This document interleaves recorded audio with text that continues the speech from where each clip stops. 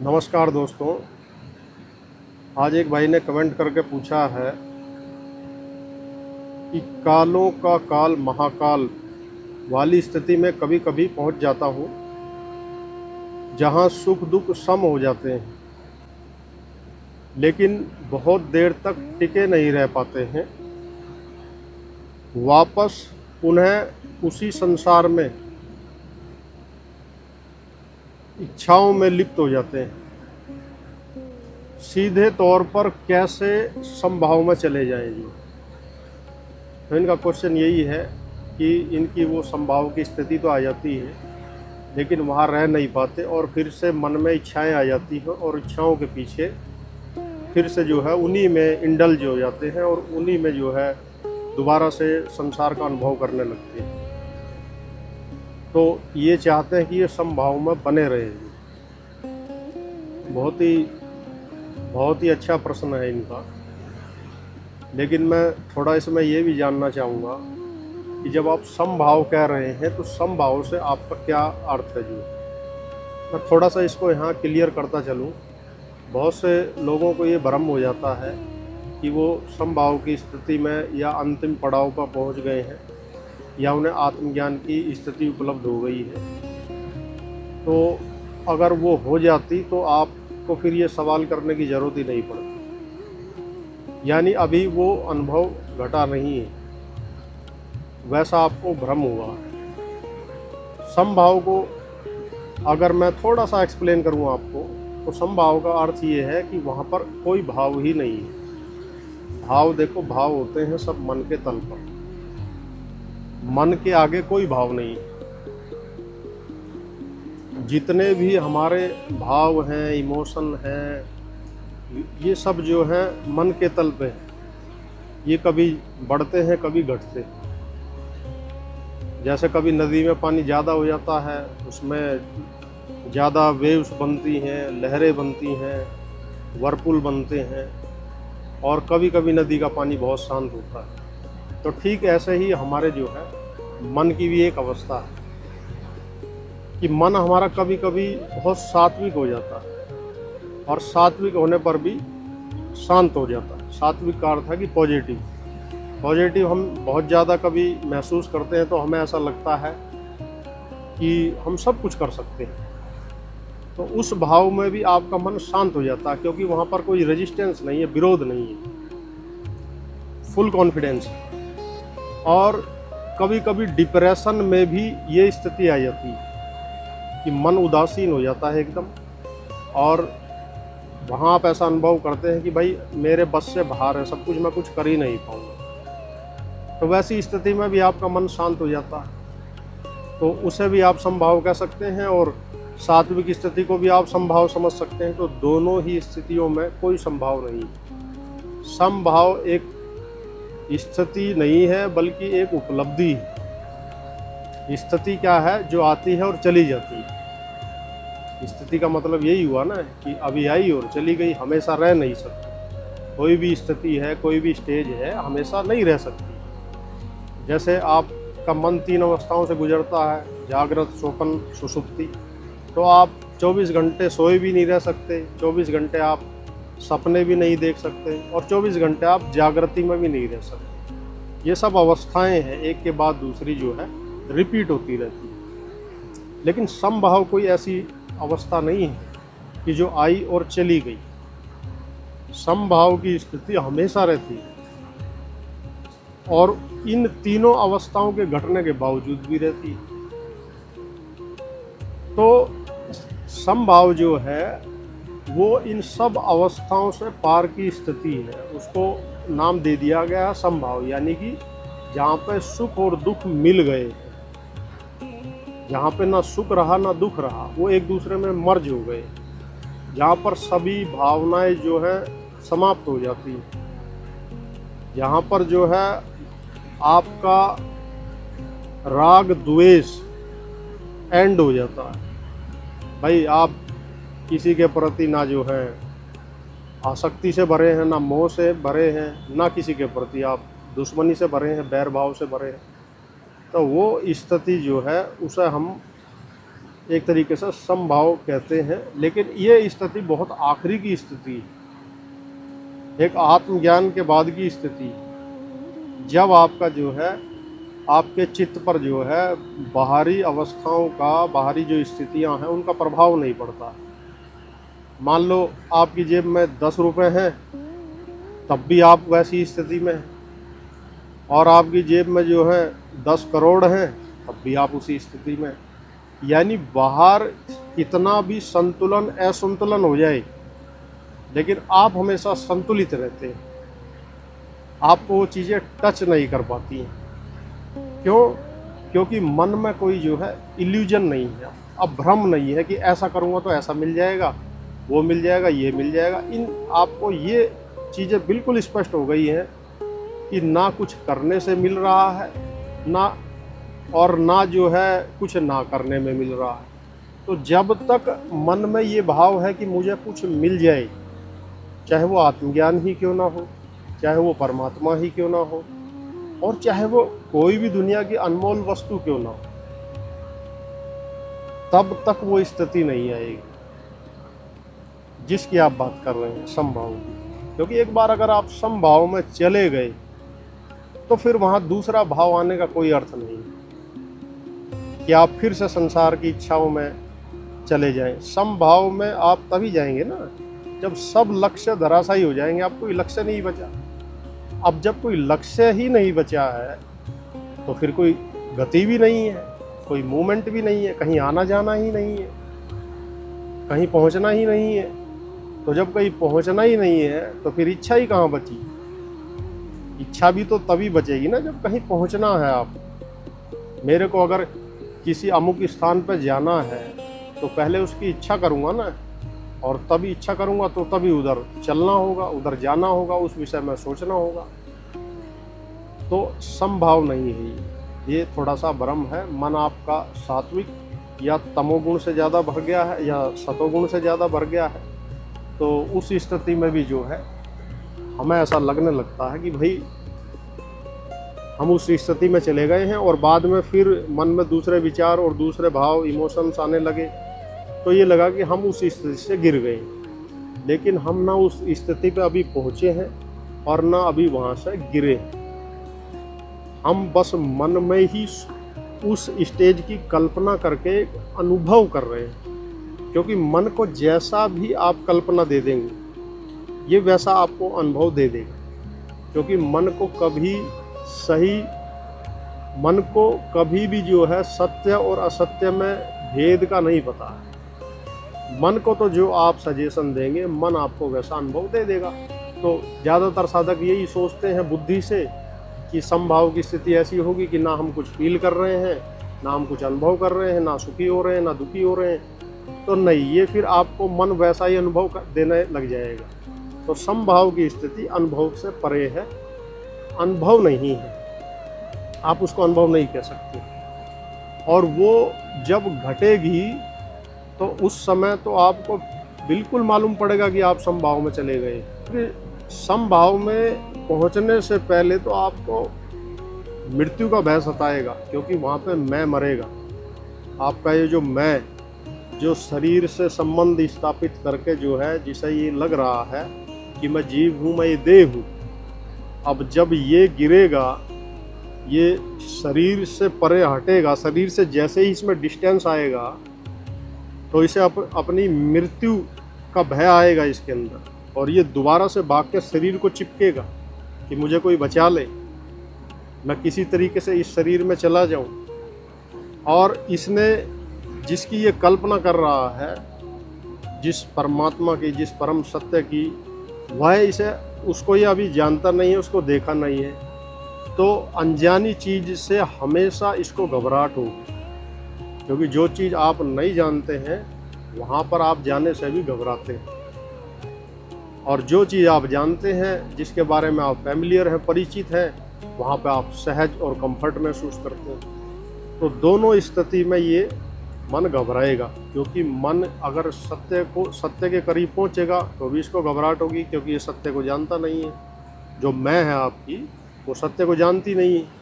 और यह से जब इसका संबंध टूटेगा, यह मतलब कि यह शरीर, यह प्रकृति, तब भी इसको घबराहट हुई, एक मृत्यु इसके लिए घटित हो। तो वो स्थिति शायद, क्या पता आप नहीं है, वो तो आप ही बेहतर जान सकते हैं, लेकिन मैं थोड़ा आपको संकेत दे रहा हूँ कि समभाव की जब स्थिति आएगी तो उससे पहले मृत्यु का भय आएगा ही आएगा। एक तरीके से जीवित मृत्यु, मतलब जीते हुए आप मृत्यु का भी अनुभव करेंगे, इस मैं की मृत्यु का, इस मैं के मरने का जो है, इस अहम भाव के मरने का एक अनुभव होगा, बोध होगा। और उसके बाद जो है वो जो आप बात कह रहे हैं वो चीज़ होगी जो। तो ये जो संभाव आप कह रहे हैं, मन से परे की एक स्थिति, वो स्थिति कहना पड़ता है उसको, लेकिन वो कोई शब्द नहीं है, तो क्या करें, कैसे समझाएं उसको। जो जब मैं कह रहा हूँ कि भाई मन से परे, तो मन से परे जाने को भी लोग ऐसा समझ लेते हैं जैसे किसी पहाड़ के दूसरी तरफ जाना हो, कि भाई वहाँ तक मन की सीमा है और उसके पार जो हम निकल जाएंगे तो वो जगह है जिसे हम ढूंढ रहे हैं। ऐसा नहीं, क्योंकि मन भी अनंत है। अनंत से जो बनेगा वो अनंत ही होगा, उसका अंत नहीं होगा। तो मन जिससे प्रकट हुआ है, जिस शाश्वत सत्ता से मन उत्पन्न हुआ है, वो अनंत है, तो मन भी अनंत है। तो इसलिए आप मन के पार कहाँ तक जाओगे, माया के पार कहाँ तक जाओगे। ये माया और मन आप ही के अंदर है, उसी शाश्वत सत्ता के अंदर। बस ये बोध होना ही जो है आत्मबोध है। तो फिर आप मन से बाहर जाने का या मन के अंदर आने का या मन में भावनाओं का या इच्छाओं का फिर प्रश्न ही गिर जाता है। तो फिर वो अवस्था घटती है। जब तक आप मन से बाहर निकलने का भी प्रयत्न कर रहे हैं, भावनाओं में ना फंसूं ये भी सोच रहे हैं, कुछ भी कर रहे हैं, जब तक करना हो रहा है, कर्ता भाव बना है, तब तक आपको वो स्थिति नहीं उपलब्ध होगी। क्योंकि मन भी अनंत है, इसकी वासनाएं भी अनंत है, इसकी इच्छाएं भी अनंत है, जन्मों जन्मों की। और जन्मों से जब मेरा कोई जब मैं जन्मों की बात कर रहा हूँ, तो जन्मों का मतलब ये नहीं कि ये 100 साल का जीवन, फिर उससे अरबों साल का, कोई गिनती ही नहीं, कोई गिनती ही नहीं। इस मन के अंदर जो है आप इसी 100 साल का जो जीवन जी रहे हैं, इसी में 1000 साल जी सकते हैं और इसी में अरबों साल भी जी सकते हैं। ये क्षमता है मन की, जो कितने ही जन्म, कितने ही अनुभव, जो भी आप इससे चाहो वो आपको ये दे देगा। क्योंकि उस जो राम की माया है वो भी उससे कम शक्तिशाली नहीं है, उस राम का मन भी उस राम से कम नहीं है। तो आप उसे हल्के में ना लीजिए और इस भ्रम से आप अपने खुद को बचाएं कि मैं उस स्थिति में गया और फिर वहाँ से आ गया, अब मेरा जो है संसार में दोबारा से जो है इच्छाओं में मन है। तो देखो, अभी आपकी भ्रम की मुक्ति नहीं हुई, पूर्ण ज्ञान नहीं हुआ, अभी कहीं ना कहीं ये सुख दुख भोगने की इच्छा है, अभी उनमें रस है, अभी सुख में रस है। जब तक सुख में रस है तब तक दुख भी रहेगा ही रहेगा, और जब तक सुख में रस है तब तक शरीर से, प्रकृति से, मन से, सबसे संबंध रहेगा। तो जब इनसे संबंध रहेगा तो इनसे बाहर कैसे जाओगे, अब तो इसमें रहोगे ही रहोगे। और जब ज्ञान के माध्यम से या किसी और माध्यम से, किसी और तरीके से, जो भी आपको अच्छा लगे, जैसे भी आप समझ पाओ, आपके अंदर एक ये समझ हो जाए कि भाई इस दुनिया में कुछ नहीं है, कुछ पाने जैसा नहीं और कुछ खोने जैसा भी नहीं है। दोनों ही अवस्था याद रखना कि पाने जैसा भी नहीं है और खोने जैसा भी नहीं है। तब आप सहज ही उस अवस्था में चले जाओगे, या आप मन में रहते हुए भी मन के पार हो जाओगे। और कोई काम करोगे तो निर्लिप्त होकर करोगे, निर्मम होकर करोगे। निर्मम का मतलब क्या है कि ममता हट गई। और जब तक आपकी ममता है किस में, इस शरीर में, इस संसार में, तो तब तक तो मुक्ति नहीं है। क्योंकि ममता ही तो आपको रोक के रखे हुए है, ममता से ही तो मोह उपजता है, बिना ममता के मोह कैसे आ जाएगा। तो जब आप निर्मम हो जाओगे, और निर्मम होगे आप ज्ञान से, समझ से, जब ये जान लोगे, जो जानना चाहते हो जान लोगे, जो ढूंढना चाहते हो वो ढूंढ लोगे, जो खोजना चाहते हो वो खोज लोगे। और वो क्या है कि सत्य, कि इन सब में कुछ है या नहीं है ये आपका सत्य होगा, तब आप निर्मम हो जाएंगे। निर्मम होगे तो आप निर्मोही हो जाओगे। फिर मोही नहीं रहा तो फिर संसार से ध्यान हट जाएगा। भाई जिसमें ममता पड़ी है, जिसके अंदर मोह है, वहीं तो हमारा ध्यान जा रहा है, तभी तो हमारा ध्यान खुद में नहीं घट रहा है। जब तक ये शरीर का मोह है, जब तक संसार का मोह है, रिश्ते नातों का मोह है, तो तब तक हम जो निष्पक्ष कैसे हो जाएंगे। तो ये मोह आपका कटेगा जो है कैसे, अपना अधिकार समाप्त कर दो कि मेरा किसी पर कोई अधिकार नहीं है। और जब आपका किसी पर कोई अधिकार नहीं है, फिर आपकी ममता समाप्त हो जाएगी। और जब ममता समाप्त हो जाएगी, फिर यह से जो है मैं का संबंध टूट जाएगा। मैं मतलब जो ये अहम भाव है, और यह मतलब ये प्रकृति, ये शरीर, ये संसार। तो फिर वो अपना आप ही वहाँ चला जाएगा जहाँ से वो आया है। और जब तक शरीर है, जब तक ऊर्जा है, तब तक कर्म होंगे। ये ना सोचना कि आप बिल्कुल स्थिर होकर बैठ जाएंगे और कुछ होगा ही नहीं। कम हो या ज़्यादा हो, कुछ ना कुछ जरूर होगा। तो उसके लिए क्या कहा गया है कि सेवा कीजिए। भाई जब आपके पास ये शरीर है, ये ऊर्जा है, तो इसको फिर सेवा में लगा दो, कहीं ना कहीं तो लगेगी। ऐसा तो नहीं है कि आप इसे रोक सकते हो। ये ठीक ऐसा ही है जैसे आपके बैंक में पैसा है, आप सोच रहे हो कि मैं तो उसे यूज ही नहीं कर रहा, लेकिन उसे बैंक तो यूज कर रहा है, कोई तो उसे यूज करेगा ही। तो उसको ना लक्ष्मी को, पैसे को, एनर्जी किसी भी प्रकार की है, उसे आप यूज नहीं करेंगे तो कोई दूसरा यूज करेगा। वो कहीं ना कहीं लगेगी, क्योंकि वो गतिशील है, उसकी गति को आप नहीं रोक सकते। तो इसलिए जो है आपका मन इच्छाओं में है, इसीलिए है क्योंकि ममता है, अभी मोह है, अभी कुछ करना बाकी है। तो इसलिए आप बार बार वहाँ जा रहे हैं। तो पहले वो चीज़ आप करके देख लो, उसका अनुभव ले लो, उससे ज्ञान ले लो, और उसके बाद उस समझ से आप वहाँ से मुक्त हो जाओ।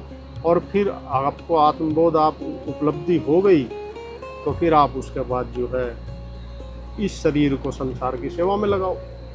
और सेवा का मतलब ये नहीं है कि आप घर को छोड़ के भाग जाओ, बच्चों को छोड़ के भाग जाओ। जो स्थिति आपको मिली है, उस स्थिति में आपका संबंध परिवार से है, तो आपने अपना अधिकार समाप्त किया है कि मेरा इन पे कोई अधिकार नहीं, लेकिन उन लोगों का आपके ऊपर अधिकार है। तो उनके अधिकार के लिए आप उनकी सेवा करो, क्योंकि आपका परिवार, आपके बच्चे, आपके मित्र, वो कोई संसार से अलग थोड़ी हैं, वो भी तो संसारी हैं। तो आपको जो एक सीमित क्षेत्र मिला है, दायरा मिला है, उसमें रह के आप उनकी सेवा करो। उनसे मत कुछ चाहो कि भाई ये मुझे बदले में कुछ दें। तो सेवा करने से जो है आपका इस शरीर से भी संबंध समाप्त हो जाएगा, और कोई दूसरा तरीका है नहीं। सेवा ही करनी पड़ेगी। जो सेवा करने का मतलब क्या है कि मेरा अधिकार नहीं रहा, भाई बदले में आप मुझे कुछ दो तो आपकी मर्जी, ना दो तो आपकी मर्जी, लेकिन जब तक उनका आपके ऊपर अधिकार है तब तक आप उनकी सेवा करो। और सेवा करने से उनका अधिकार भी खत्म हो जाएगा, तो आप मुक्त हो जाओगे। बस ये है सिंपल सा तरीका। लेकिन जब तक उनका अधिकार रहेगा, तब तक ये शरीर से आप उनकी सेवा करो। सेवा करे बिना ये ममता, ये संबंध, ये नाते, ये इच्छाएं कभी समाप्त नहीं होती। ये सेवा से ही समाप्त होंगी। तो बिना कुछ उनसे चाहे उन लोगों की आप सेवा करते रहो, लेकिन उस पर अधिकार मत रखो कि मैंने करा है। उसको क्लेम मत करो, दावा मत करो कि ये मुझे मिले। और इसको निरंतर समझते रहो अवेयरनेस के साथ। इसको जैसे कहते हैं ना, साक्षी में देखते रहो। तो साक्षी शब्द नहीं समझ में आता है तो फिर वैसे ऑब्जर्व करते रहो अपने मन को, जो कि कहीं मैं किसी अधिकार के तहत तो कोई काम नहीं कर रहा हूँ। बस ऐसे अपने को जांचते रहो। तो अपना अधिकार अंदर अंदर मिटा दो। दूसरों को बोलने की ज़रूरत नहीं है कि तुम फ्री हो, तुम ये, कुछ कहने की ज़रूरत नहीं। आप अपना अधिकार अंदर से समाप्त कर दो, और फिर परिस्थितियां आपके जीवन में वैसी घटेंगी जहां पर आपको अधिकार क्लेम करना है या नहीं करना है, तब तय होगा। क्योंकि अंदर में हम मान बैठते हैं, अपने अंदर हम समझ लेते हैं कि मैंने तो अधिकार समाप्त कर दिया है, अब मैं निर्मम हो गया हूँ, निर्मोही हो गया हूँ, डिटैच्ड हो गया हूँ, अब किसी से कोई मोह नहीं रहा है, तो अब मुझे वो अवस्था उपलब्ध हो। नहीं, उससे पहले वो परीक्षा होगी, उससे पहले वो सिचुएशन आएगी जहाँ पर आप अधिकार क्लेम कर रहे हैं या नहीं कर रहे हैं, आपका मन उस स्थिति में प्रभावित हो रहा कि नहीं हो रहा, तब वो चीज़ें आपको मालूम पड़ेंगी। इसीलिए ये जीवन का महत्व है। मानसिक आप आत्मज्ञानी हो सकते हैं, मन में आप सोच लें मुझे आत्मज्ञान हो गया, आप आत्मज्ञानी हो, लेकिन परिस्थितियाँ,